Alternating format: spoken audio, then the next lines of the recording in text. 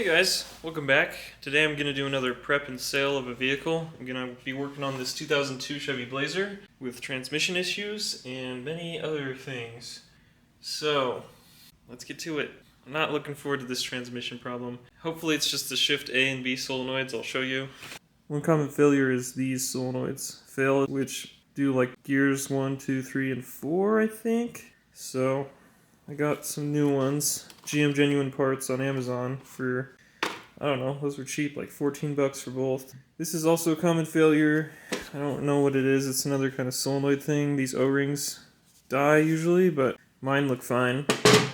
I also got a new filter, gasket, and all that. So we're going to throw these in right now. Actually, I'm going to pull these out and see if they work, and then we'll put all that in. Got some fresh fluids, and there's the clean pan. Now you guys can see what I see. Yeah, let's just go for it.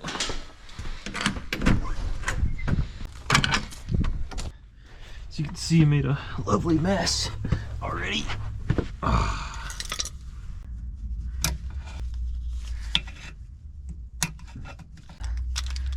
Okay, pull these clips. Don't lose them.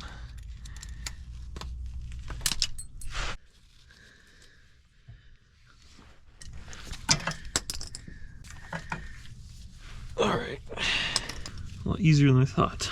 Let's go test them on the bench. Let's see what happens when I hit this with 9 volt. That's what they say to do. If you hear a click, how many amps does that pull when I do that? Let's try polarity the other way. Works both ways. That one clicks good too. I don't really want to do that on the new solenoid because I'm assuming it works fine. But I guess I'll go slap these back in and put the transmission back together.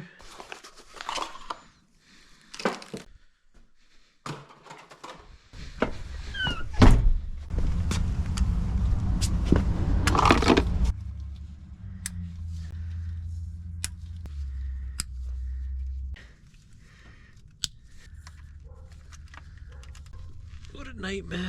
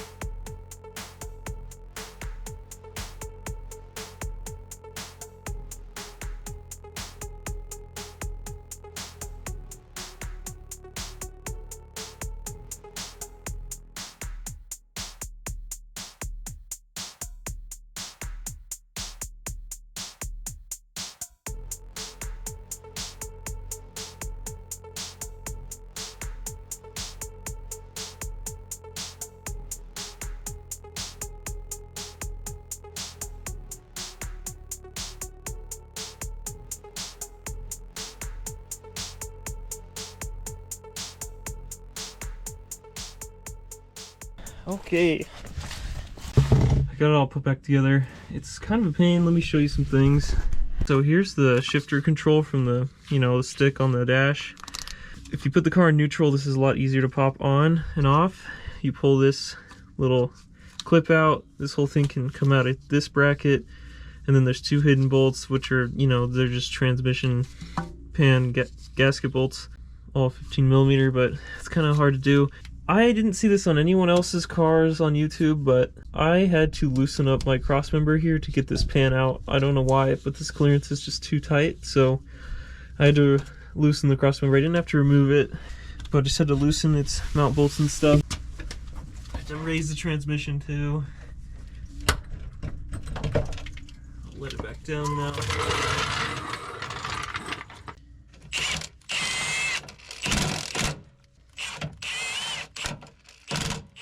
Torque to spec. So I was really just changing out the filter and the solenoids. Put a new gasket as well. Let me fill it up and see how it goes.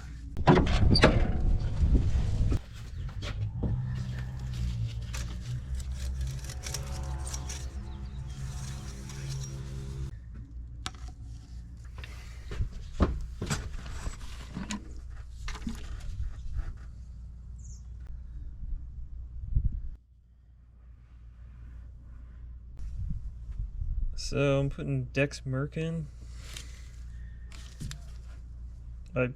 The fluid you just saw from the big red bottle was just already in here. I just saved it. But I spilled, I don't know, probably a quart.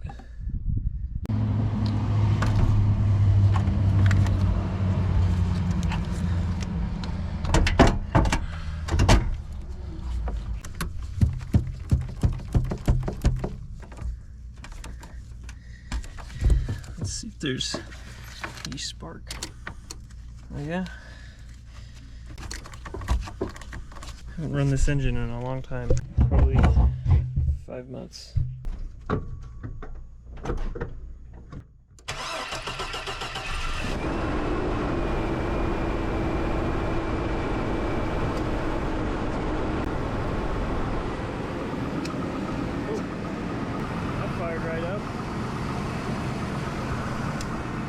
That runs pretty dang good. These engines are awesome. The AC keeps kicking on and off. Just turn that off. Let it get a little warm, then I'm going to drive it. Okay, let's give it a drive. Sounds like it's running great. Pull forward. Oh, I got park brake on.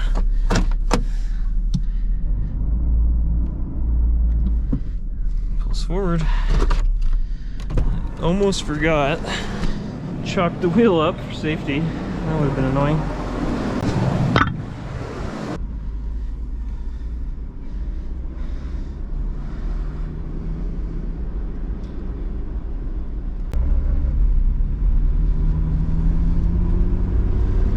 Go first.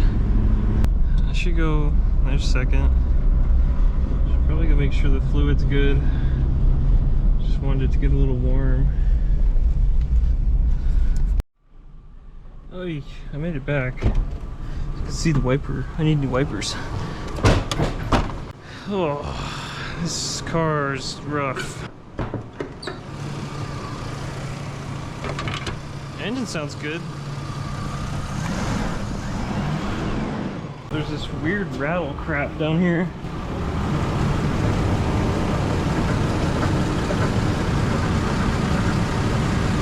Sounds terrible.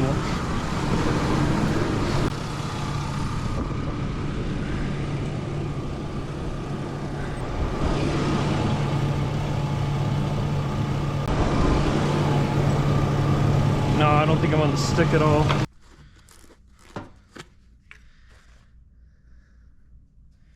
So I actually found some brand new wiper blades in the trunk. Might as well throw those on there.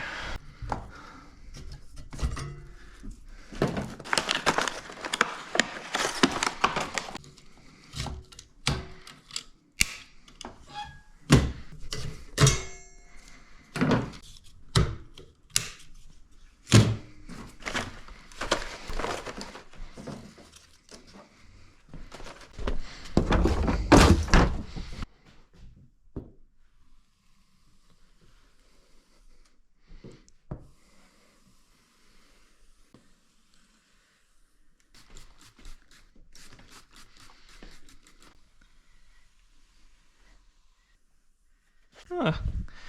That'll help. Well, let's go back to the board because I have learned some interesting things about this Chevy Blazer. Transmission shifting problems. So I did change out the solenoids. I drove it around a bunch, made sure the fluid was nice and full, and it shifts okay, but its engine is running really rough. So yeah, that's confirmed. But I think that's causing the shifting problems because the engine doesn't seem to get up to enough RPM to make the shift that it wants to unless you really push it, but it's just a pig. It's like it's stuck in limp mode, but it's like it's not really throwing codes for that. There's a mass airflow code actually. I'll show you the codes here. I'll list them and what they mean. But yeah, so we did the wiper blades. That's cool. Need to check the fluid still. Yeah, this engine rattle sound is super bad. This is only in gear, so I think that's because when you put it in gear, it, like, things start to vibrate more. I don't know. I really need to figure that out. But we're kind of just where we were. We did the wiper blades, but at least the transmission has been serviced and filled up.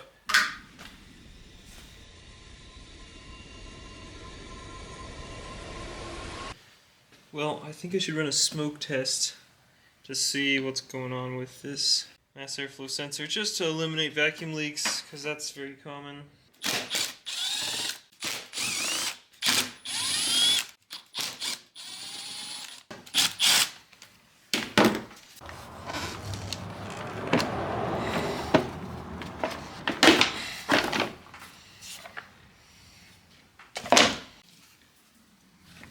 It's gonna be tricky.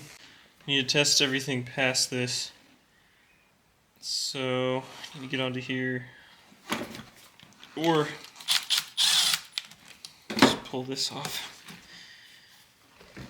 Get onto here to build some kind of interface to connect to that. Then I can send my smoke in. Cool.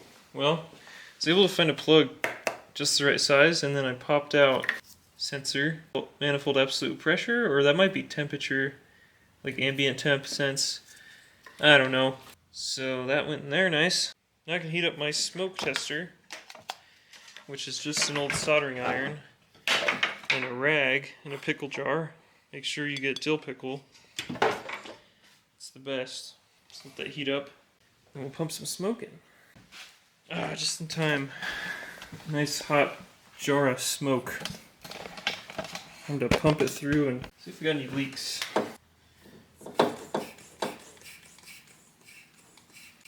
Yeah. See that? Right here. Try to hit it with the light while I pump it. It looked like that might have been a leaky spot. And that's like a huge gasket area.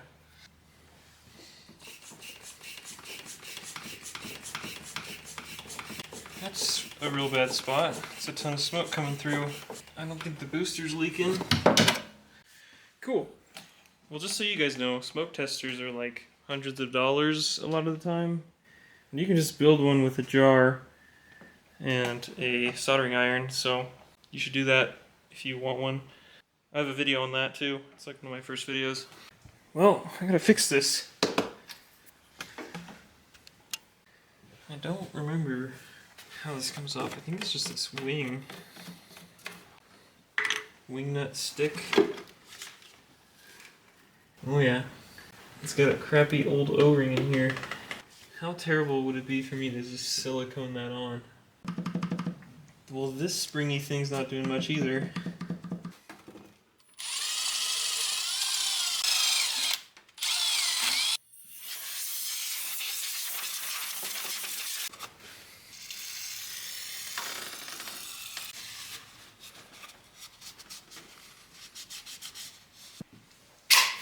Just gonna put a really thin layer.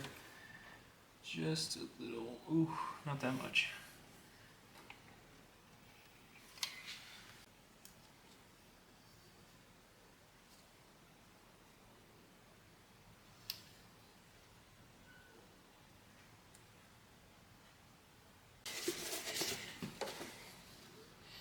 Put the extra in here.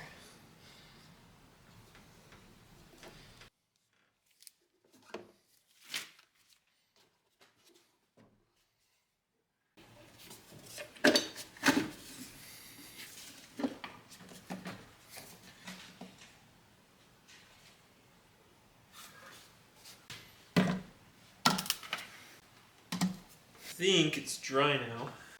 I'm gonna go for a drive. Here we are running. Idle seems okay. You can still kind of faintly hear that rattle. And then our short-term fuel trim is 6.25, that's fine, but then our long-term is 25% topped out, super duper lean. So that's weird to have a lean condition when there's no vacuum leaks. So let's drive a little bit. Okay, well, just took it on a lap around the block. Let's scan for codes again. Mass airflow is still upset. I guess we'll investigate the wiring for that, because what else could it be? So the long-term fuel trim is now down a little bit after driving, but still horrible. So lean condition, at least it thinks so. I don't know, I'm just gonna have to check lots of stuff. Alright, I've checked all the fuses here and here on the inside. And everything looks great, except for one fuse is dead. That is a 30 amp fuse. Goes there. That's for the HVAC. So that shouldn't be affecting any of these. Okay, here's where we're at. I have a P0101 code for the mass airflow sensor, which is the mass airflow A circuit range performance. I think there's something going on with the circuitry, because what I found in the back of the car was this. The old airflow sensor. So the new one, I'm guessing, isn't bad, because I'd be crazy if this was bad and that was bad. I think it's going to be the wiring or the connector. Basically, you have 3 wires for the mass airflow. So we got these 3. So I'm going to check these wires. There's our sensor. We got yellow, black, and red. I'm going to back probe those with some T-pins, and then I'll be able to read them at idle. I don't know if the continuity from those back to our good old car computer is good. That is one thing I'm suspecting. So let me T-pin those up and we will run the vehicle. Also, I don't know if this AC fuse is going to pop again, but for now, I'm just going to close this up. And red. Good continuity on all of those. We'll see if I can get my good values. Just testing ground. We know that one's good. Now I'm curious to see if we have power.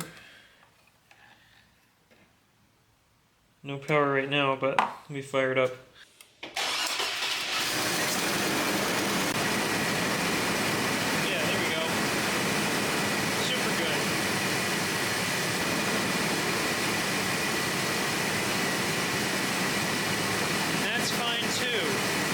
Signal wire 2.9. Well, it's a little high at idle.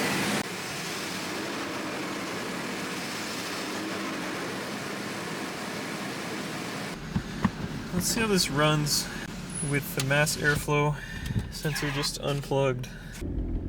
I can go about 5 miles per hour, and my fuel trims are just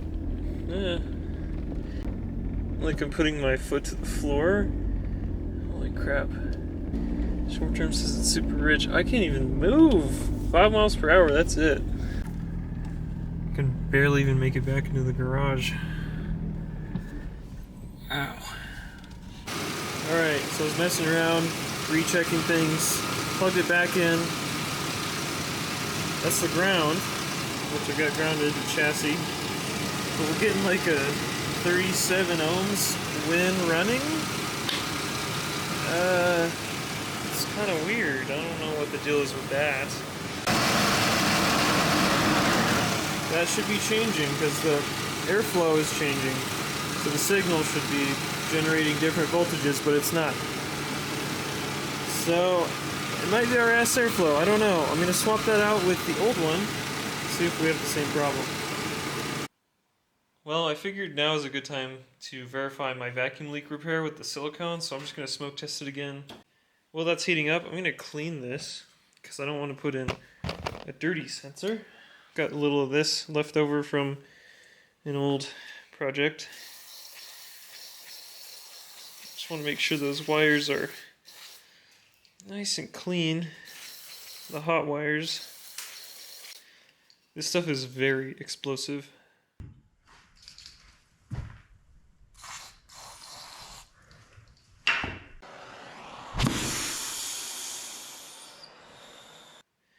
So you gotta be careful. Smoke is almost there. Yeah, I don't think there's any vacuum leaks.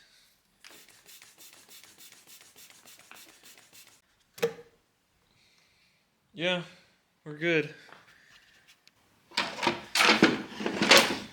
There's chunks in this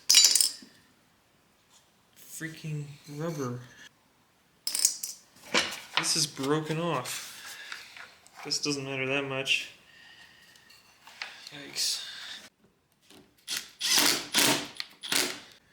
Okay, old sensor is on. Just gonna verify this ground. 0.2. Okay. Let me start it up and we will see if that helped.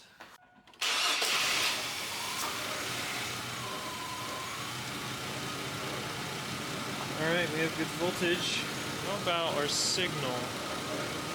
4.38.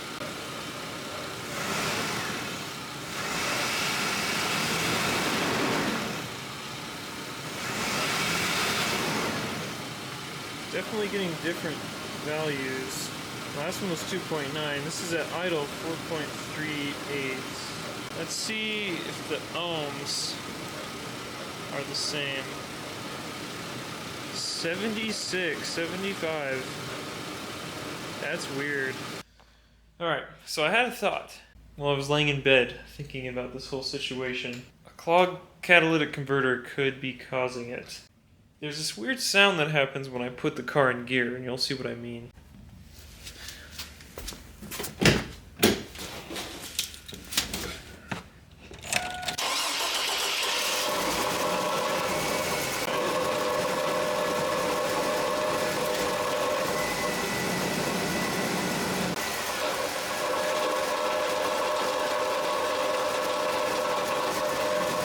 I don't know. Doesn't really sound like chunks of catalyst knocking around, but I don't actually know what that sounds like, so I'm gonna pop out the O2 sensors and see. So, I don't know if this is actually the problem, but I'm giving it a try. Or at least I'm eliminating things from the list. I have no idea how loud this is gonna be. So yeah, I got my O2 sensors pulled out. Take it for a little drive. It's gonna sound crazy.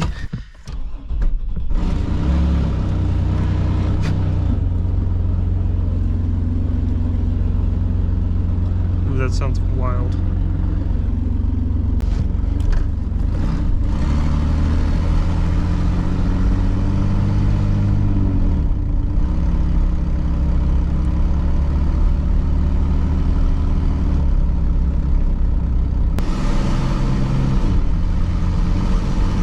Okay, I think we found our problem. The cats are absolutely clogged up because it's driving wonderfully now. That's insane.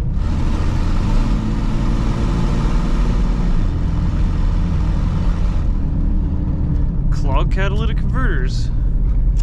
I can't believe that.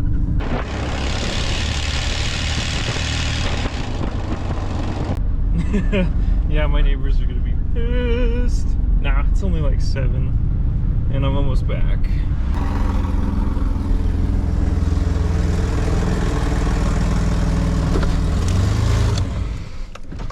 Okay, that's awesome. Alright, time to go parts shopping. Yeah, here's all I did. Pulled the O2 out of there, hung it up higher, back in there, and then drove it around. Oh, we got some restriction. Okay, let's update the whiteboard. This is not a problem. This was weird though, but I was talking to someone at work and they were saying it could be just because the manufacturer is different. That's why those sensors have different grounds. But anyways, none of that matters because engine running rough is clogged cats. And then shifting, So I just need to confirm that repair on a long drive. I need to fix that. And now I need to add things. So I checked the fluids and I did the wiper blades. Now there's a huge oil leak. I'll show you what I mean. It's not good. That's just from driving it a little bit and then parking it in the garage. So it's pretty serious. And it doesn't look like it's from the rear main seal. At first I thought that, but it's high on the bell housing, which means maybe the intake gasket, like the lifter valley or whatever, like that ridge along the back, which would really suck, but it's something on the back of the engine, I'm pretty sure. Maybe the back of the valve covers, who knows.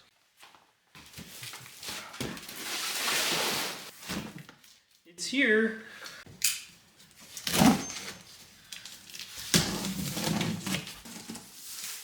Whoa.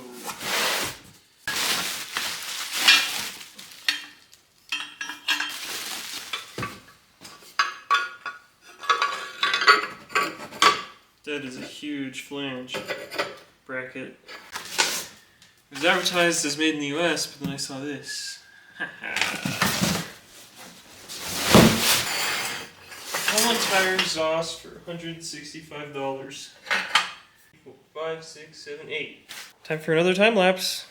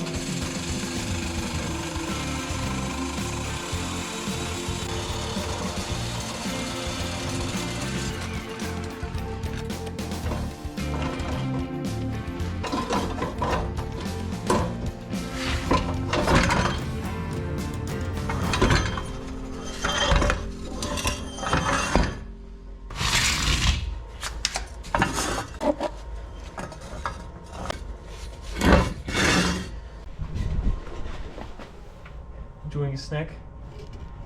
Hey! Is that my shoe?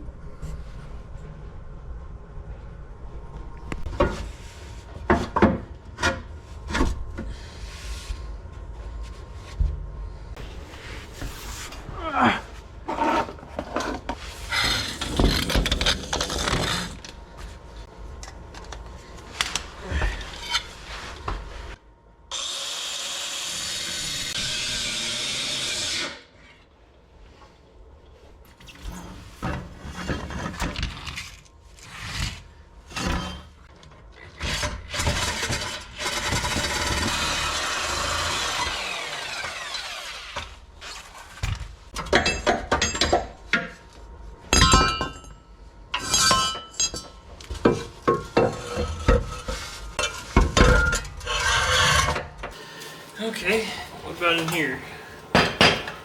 No? What about in here? Nothing? Okay, what about in this thing?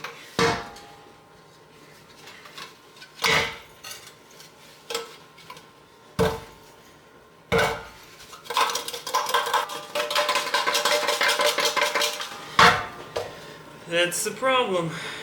The post cat. This looks okay. I don't really see anything on this end. I think it's the other end though. So anyways, all done.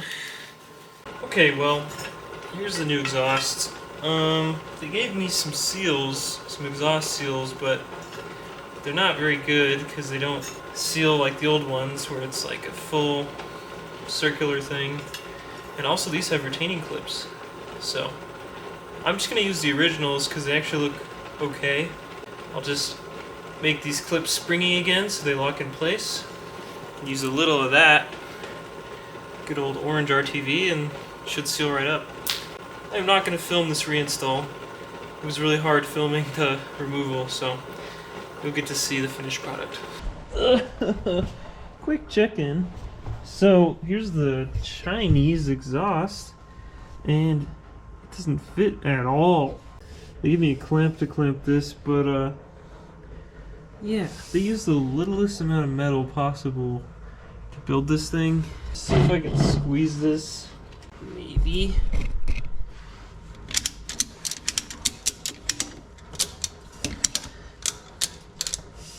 I'm pulling like the whole engine sideways doing that. It's close, but that's no good. Yeah. Looks like we gotta get the welder out. Well, I'll go to bed. It's almost 10. Why?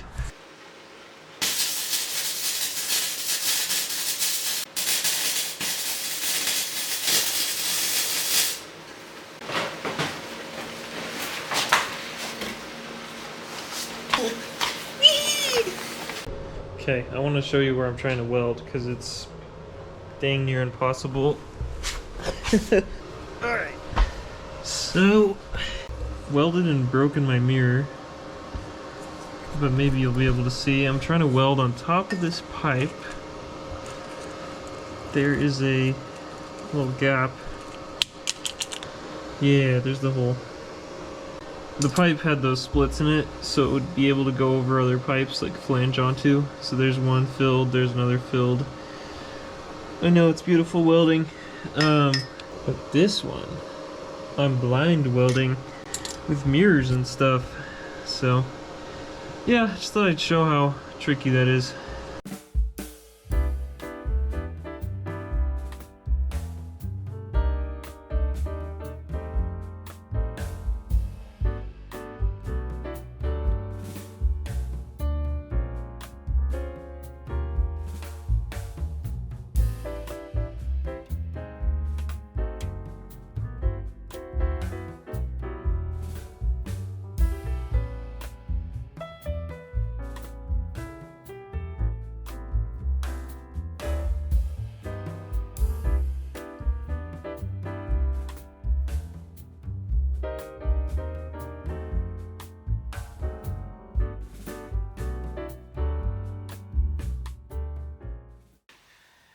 Got it all welded up. Let me tell you, welding upside down is really fun. You don't get burnt at all. But anyways, I'm going to start it up and see how it sounds. Hopefully there's no exhaust leaks. We should know pretty quick.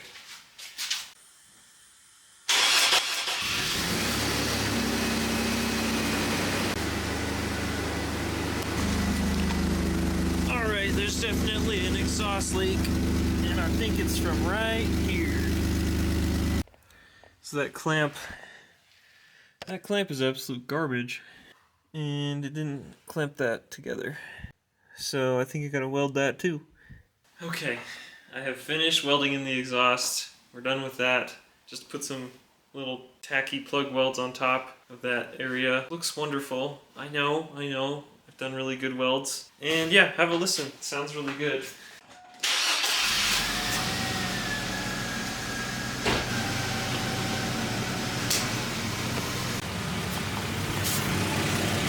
All good to go.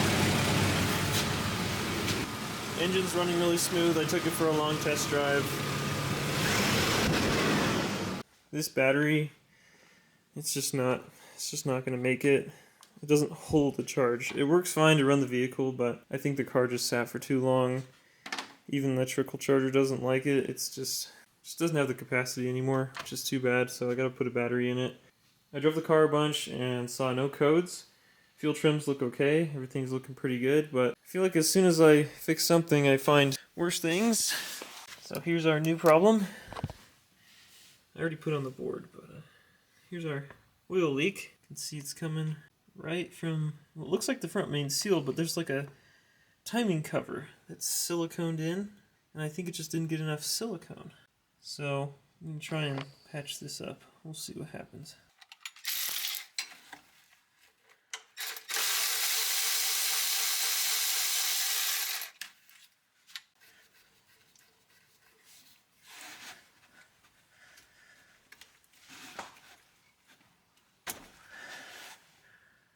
Okay, we should plug that hole probably. There we go.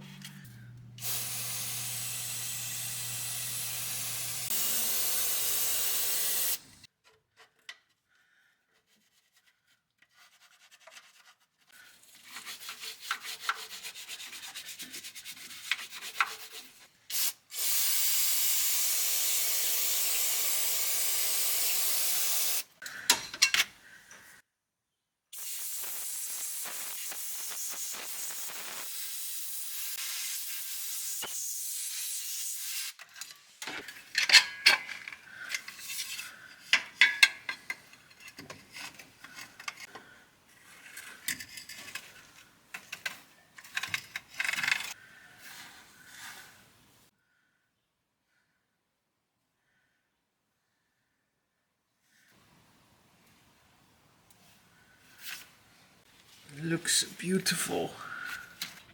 Alright, I just took it for a test drive, and you can see that leak. It's coming from where the oil pan meets the block. Right on the corner there, that timing cover. I actually think some more of this silicone might do the trick. I know it's not the right way, but it's worked in the past for me doing this kind of stuff. But there comes the oil trickling down.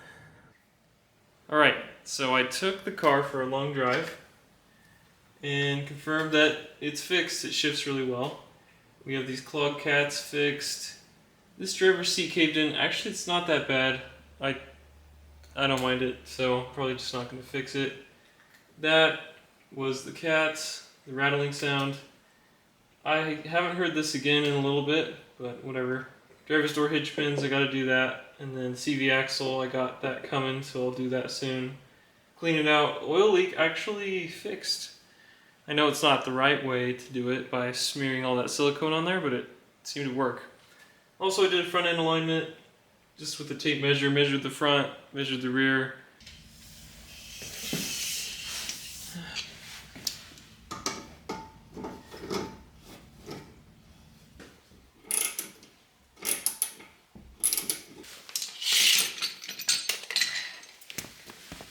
Of the tread distance, equaled it out, and it actually drives really nice now. So that's all good to go.